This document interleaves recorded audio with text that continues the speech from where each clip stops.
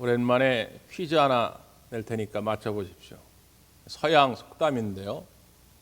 행복은 언제나 땡땡의 문으로 들어와서 불평의 문으로 나간다. 땡땡에 들어갈 말이 뭘까요? 행복은 언제나 땡땡의 문으로 들어와서 불평의 문으로 나간다. 힌트, 오늘 맥주절을 생각해 보시면 됩니다. 어떻게 잘 아시는데? 행복은 언제나 감사의 문으로 들어와서 불평의 문으로 나간다. 우리가 이렇게 감사의 절기를 지키는 것은 감사가 중요한 것을 알지만 살아가다 보면 그 감사의 능력을 잃어버리게 되죠. 바쁘니까, 먹고 살기 힘드니까, 그럴 수밖에 없는 상황과 환경이 있으니까 여러 가지 이유와 핑계를 대면서 감사의 고백과 찬송을 잃어버리고 살아갈 때가 많습니다. 그러다 보니까 나도 모르는 사이에 뒷문이 열려가지고 행복이 빠져나가는 거죠. 불평과 원망 때문에 그리로 그 하나님이 주신 축복이 다 달아나 버립니다. 그래서 다시 우리가 우리의 믿음, 우리의 삶을 점검하면서 감사의 문을 활짝 열어서 하나님이 예비하신 행복이, 그 축복이 여러분 것이 되기를 간절히 바랍니다. 우리가 섬기는 선교사님 가운데 저 스리랑카 우리 김한준 선교사님이 계신데 몇 해 전 이제 그 모아병을 앓게 되셔가지고 치료를 하러 우리나라에 들어오셨을 때 저 안양에 있는 샘병원에 가서 치료를 받게 되었다는 거예요. 아니 왜 거기까지 갔는가? 인천에도 있고 서울에 있는데 알고 봤더니 그 안양 샘병원이 선교사님들을 거의 무료로 치료해 주신다는 겁니다. 그래서 궁금해가지고 그 기사를 좀 찾아봤죠. 안양 샘병원에 박상은 원장님이 계신데 교회 장로님이십니다. 박상은 장로님이 가난한 목회자의 가정에서 7남매의 막내로 태어났습니다. 청소년 시절에 충격적 사건 하나 경험하게 되는데 그게 뭐냐면 고등학교 1학년 때 어머니가 심장 질환으로 소천하시게 됩니다. 감수성이 한참 예민한 사춘기 때 어머니를 잃어버린다고 하는 건 큰 충격이죠. 그때 다짐했던 것 가운데 내가 의사가 되리라. 의사가 돼가지고 자기 어머니 같은 그런 환자들을 돌보겠다라는 마음을 먹게 되고 고려대학교 의과대학에 입학하게 됩니다. 고려대학교 의과대학에 입학하게 되니까 교만이 찾아오지요. 목에 힘이 들어가지요. 그러다 보니까 하나님은 조금씩 멀어지게 되고 점점 세상에 가까워지게 되고 하나님 없이 세상을 즐기며 살아가게 됩니다. 그렇게 3년을 살아가다가 피부병을 얻게 돼요.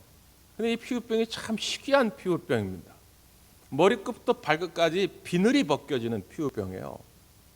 그래가지고 이 약 저 약 다 먹어옵니다. 또 의대생이니까 아는 사람도 많겠죠. 여기저기 알아봤는데 그 당시에는 치료할 수 없었던 희귀병이에요. 요즘 우리가 여름에 코로나 때문에 이렇게 다 마스크 쓰고 계시니까 뭐 아무렇지도 않고 이상하지도 않지만 당시에 한여름에도 특별히 얼굴에도 막 비늘이 벗겨지니까 모자를 눌러 쓰고 마스크를 쓰고 다닙니다. 사람을 만나기가 싫은 거죠. 젊은 나이에 한참 사람을 어울 그런 나이인데 사람을 못 만납니다. 대인 기피증에 걸리게 되고 마음의 우울병도 찾아오게 된 것이죠. 그러던 어느 날 수련회에 참석하게 되었고 그곳에서 주님의 은혜를 다시금 경험하게 되면서 깨달은 것이 하나 있다는 거예요. 그것이 뭐냐면 내가 이렇게 의대에 지나간 것은 내 능력이 아니었고 하나님의 부르심이었다. 소위 말하는 소명의식을 깨닫게 됩니다. 하나님이 나를 쓰시려고 이곳으로 부르셨는데 나는 그저 교만함에 빠져가지고 내 능력, 내 재주인 줄 알았던 것을 회개하게 되죠. 그러면 그때부터 그는 나의 나된 것은 오직 그리스도 예수의 은혜였음을 고백하게 됩니다.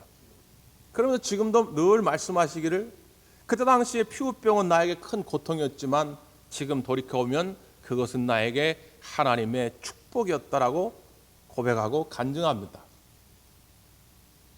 그에게는 그 당시 그 고통이 자기의 삶을 올가매는 최악의 상황이었지만 그 순간 하나님의 은혜를 경험함으로 말미암아서 최악이 최선이 되어서 하나님의 부르심을 다시 깨닫게 된 것이죠. 성경은 우리에게 그런 많은 인물들을 소개합니다. 요셉이 형들에게 팔려가지고 이방인 그 미디안 장사꾼의 노예로 팔려갈 때 얼마나 인생이 기구합니까? 그러나 그 최악의 상황 속에서도 요셉은 하나님을 의지했고 하나님은 그 최악을 최선으로 바꿔서 요셉을 애굽의 총리로 세운 것이죠. 요나가 배가 뒤집어져 가지고 물고기 뱃속으로 들어갑니다. 조금 있으면 그 물고기의 강력한 위산이 흘러나와서 뼈까지 다 녹여버려서 흔적도 없이 사라질 판국인데 오히려 하나님은 그 물고기 뱃속에서 요나를 지켜주셔서 그곳에서 하나님을 다시 만났고 하나님의 은혜를 다시 체험했고 그 물고기 뱃속에 나와서 하나님 말씀을 따라 복음을 전하게 되죠. 예수님은 십자가에 달려 죽으심으로 무덤 안에 갇힙니다.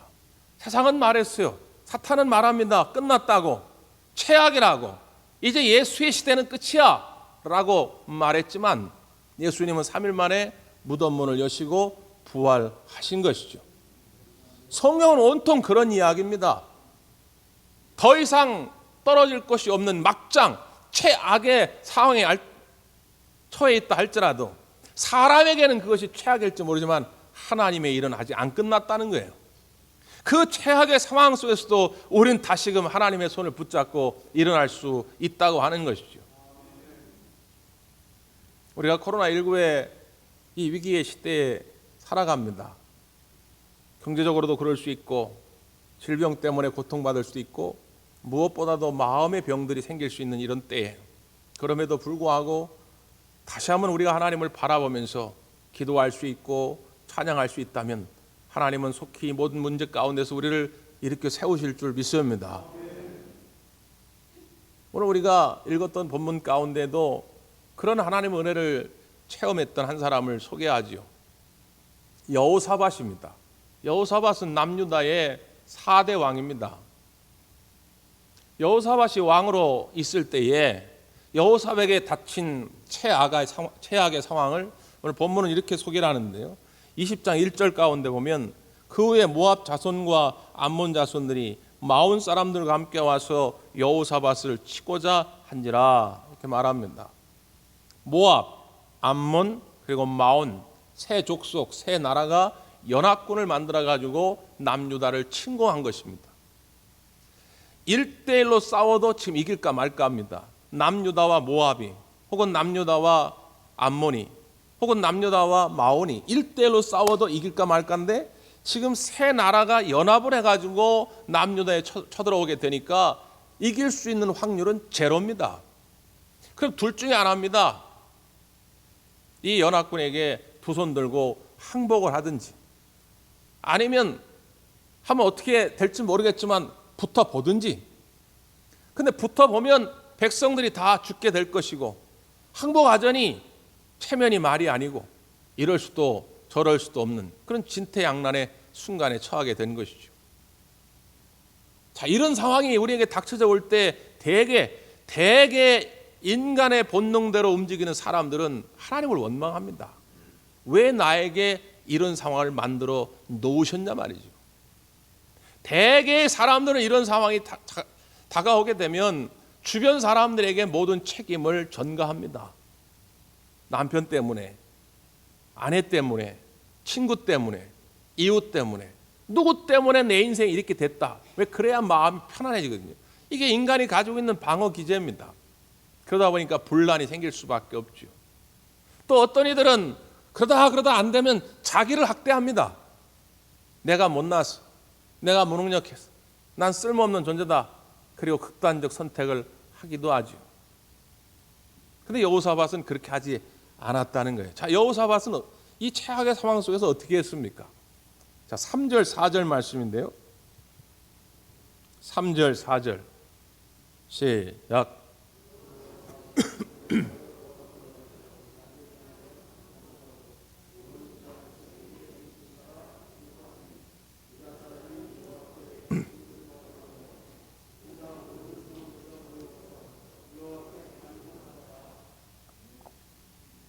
여호사밧은 두려웠지만 그럼에도 불구하고 믿고 의지하던 하나님이 계셨기 때문에 하나님께 나와서 부르짖었다는 거예요.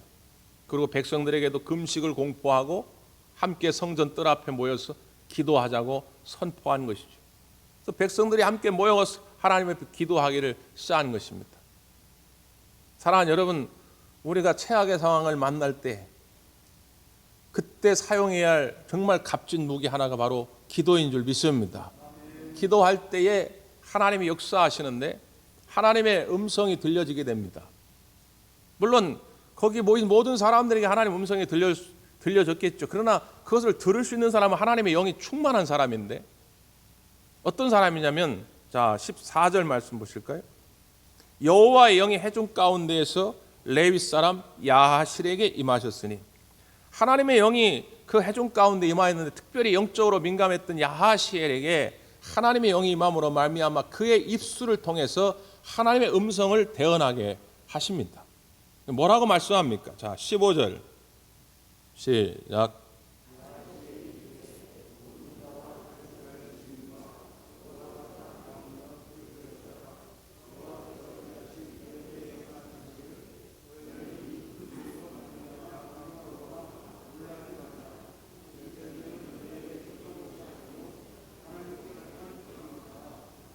아멘.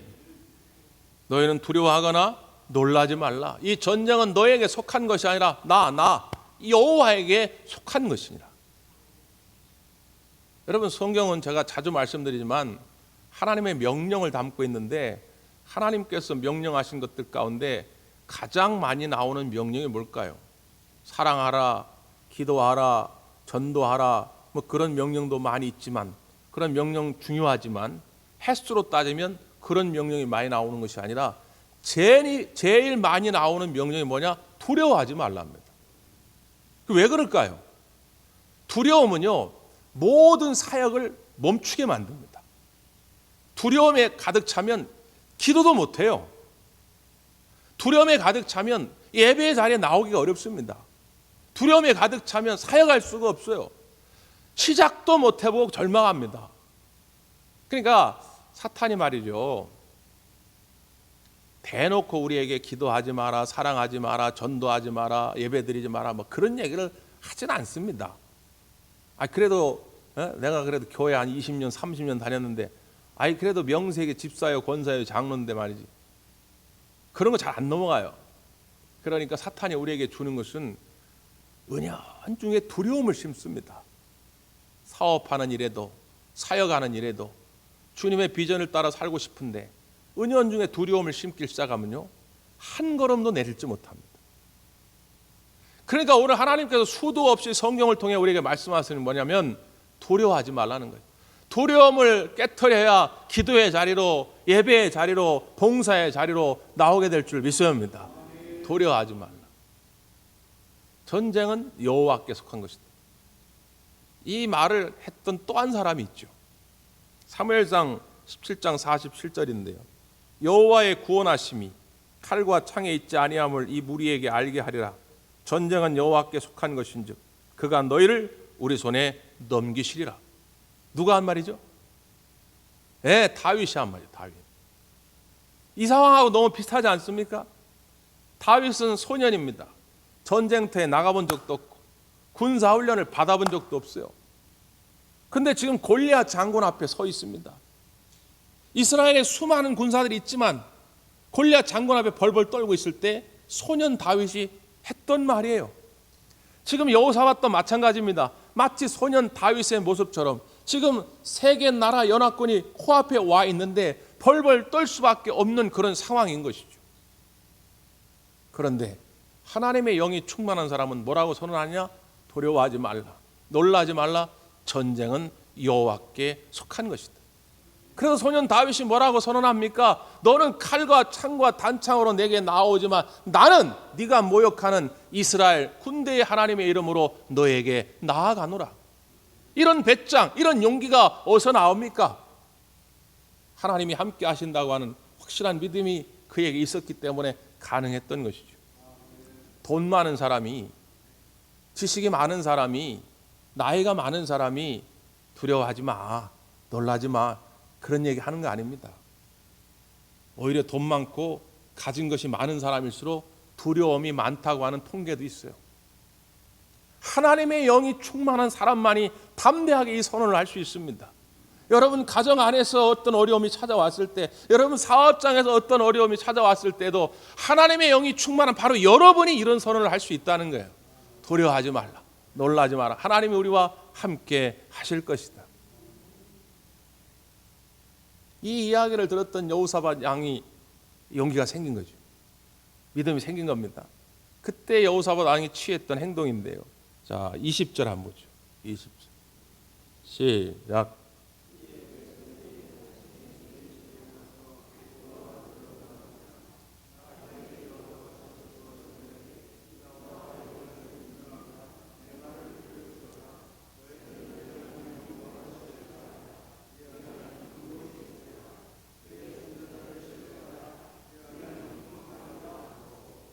아멘. 여기 강조된 말이 뭡니까? 신뢰하라.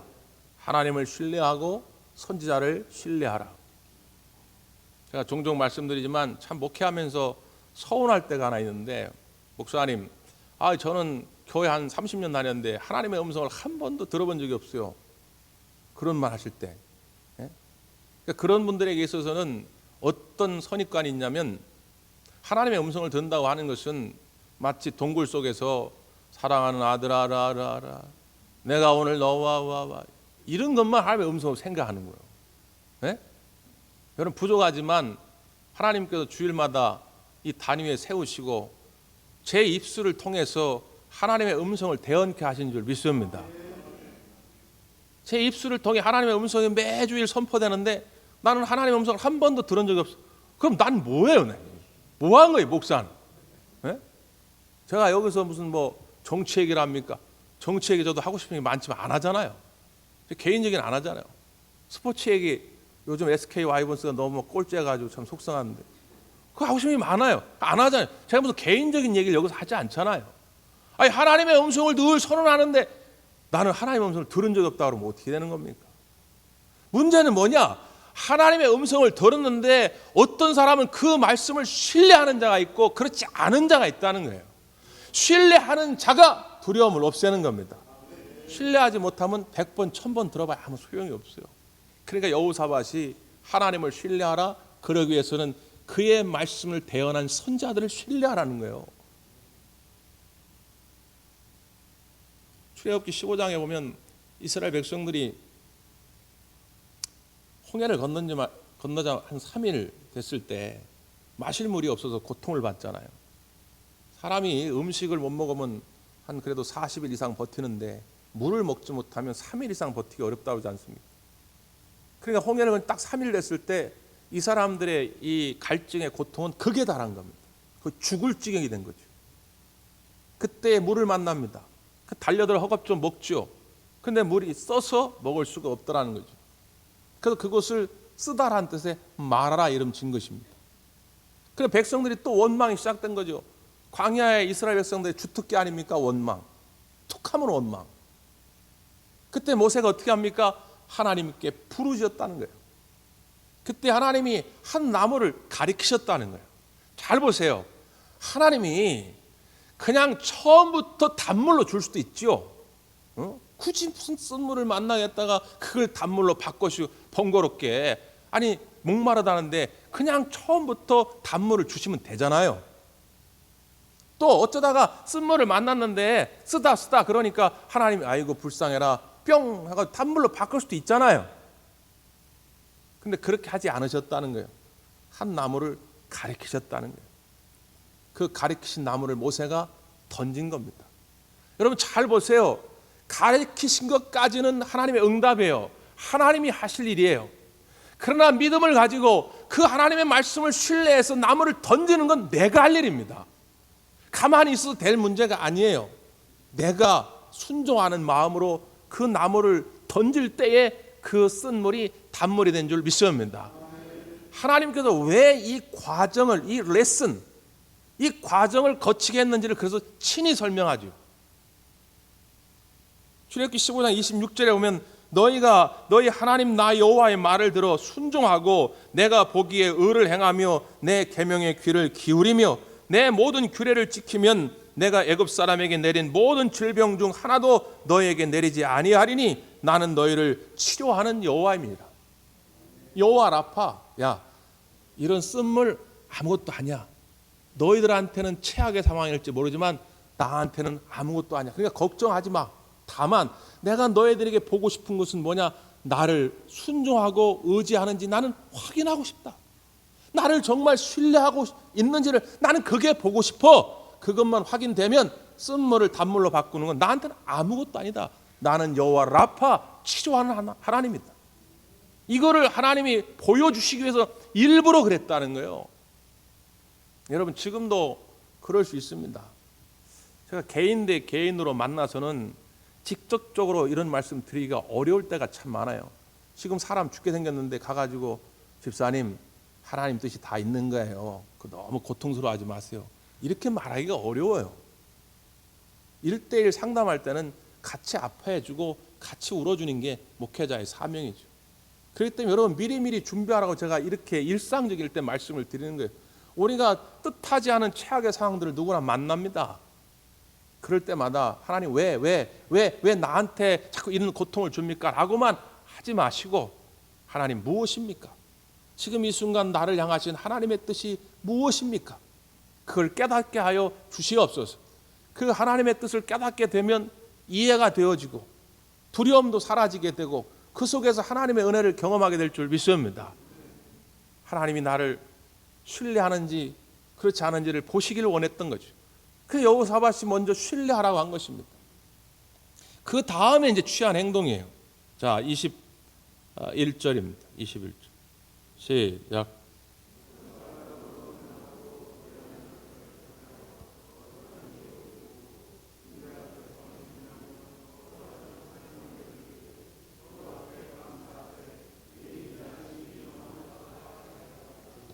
아멘.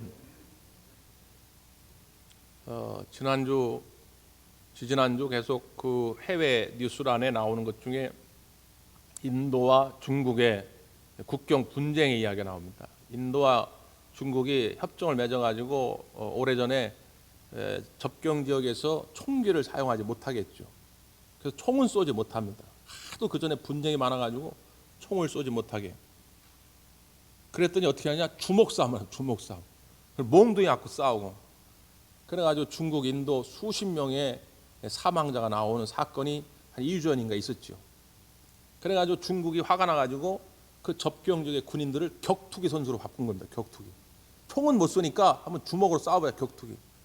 그랬더니 인도에서는 또 어떻게 후속 조치를 했느냐? 살인부대 대원들을 거기다 배치하기로 했다는 거예요. 그러니까 보통 최전방 전선에서 싸움이 붙으면 맨 앞에 덩치 좋고 옛날로 하면 칼싸움 잘하는 이런 정예 부대를 앞에 둡니다. 지금도 우리나라 예를 들어서 전쟁 나면 전방에 해병대가 먼저 가가지고 전방을 초토화시켜. 뭐 그런 전술이 있는 거죠. 자, 하나님을 신뢰합니다. 자, 그래도 나가긴 나가야죠. 전쟁터 지금 세계 연합군이 와 있으니까. 그러면 그래도 이스라엘 군사들 가운데 덩치도 좀 있고 활도 잘 쓰고 싸움도 잘하는 특공대를 앞에 내세우는 게 이게 순리죠. 이게 상식이죠. 근데 오늘 여호사밧 왕은 그렇게 하지 않았다는 거죠. 어떻게 했다고요? 찬양대원을 세운 겁니다.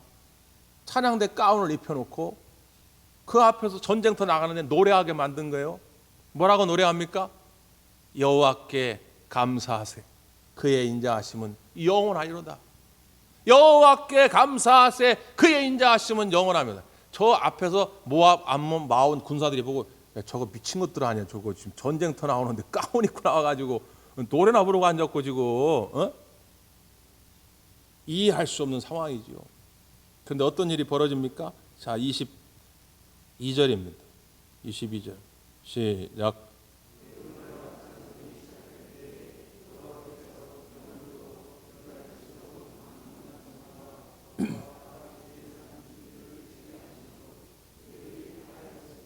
분명히 그 시점을 성경은 강조합니다. 그 노래와 찬송이 시작될 때에, 그 노래는 어떤 노래예요? 그 찬송이 어떤 찬송입니까? 여호와께 감사하라, 그 인자하심이 영원하도다. 그 감사의 노래가 불려질 때에 어떤 일이 벌어졌어요? 암몬과 모압이 먼저 세일 족속, 이게 마온 족속들인데 암몬과 모압이 먼저 마온 족속을 치는 거예요. 아니 같이 연합하러 왔는데 갑자기 네 분이 일어나가지고 모압과 암몬이 마온 족속, 세일 족속을 칩니다. 그리고 마온 족속이 다 죽으니까 모압과 암몬 족속 지들끼리 또 싸워요. 그래서 어떻게 됐습니까? 24절에 보면 유다 사람이 들망대에 이르러 그 무리를 본즉 땅에 엎드러진 시체들 뿐이요 한 사람도 피한 자가 없느니라.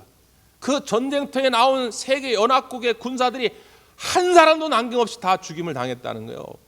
이스라엘 군사들은 칼 한 번 쓰지 않았어요. 활 한 번 쏘지 않았습니다. 그런데 어느 때부터 이 역사가 시작됐느냐? 그 노래가 시작될 때, 여러분 최악의 상황일지라도 최악의 상황 속에서 감사의 노래가 시작될 때에 하나님의 기적은 그때부터 시작될 줄 믿습니다. 하나님은 그러한 감사를 우리에게 원하신다 그 말이에요. 어떤 이들은 그걸 초월 감사라, 또 어떤 이들은 선불 감사라 그런 표현도 쓰지만 이름이 어떠했든지 간에 믿음으로 드리는 감사를 우리 하나님은 받기 원하신다는 것입니다. 그냥 만져지고 눈에 보이고 그래서 감사하는 거, 그건 세상 사람들도 다 하는 거잖아요. 아니 갑자기 로또 복권 당첨됐는데 감사하지 않을 사람 누가 있어요? 누가 갑자기 자기 능력도 없는데 취직시켜줬다. 그럼 감사하지 않을 사람 누가 있겠어요? 그냥 보여지는 것은 세상 사람들도 다 할 수 있지만 우리에게는 믿음의 눈이 있기 때문에 아직 나타나지 않았지만 하나님이 그렇게 하실 줄 믿고 하는 감사를 하나님 오늘도 받기를 원하십니다. 오늘 드려진 우리 맥주절 이 예배가, 맥주절 절기 감사 예물들이 그러한 씨앗이 되어서 여러분의 상반기가 더 축복되어지고 더 형통케 되기를 간절히 바랍니다. 기도하겠습니다.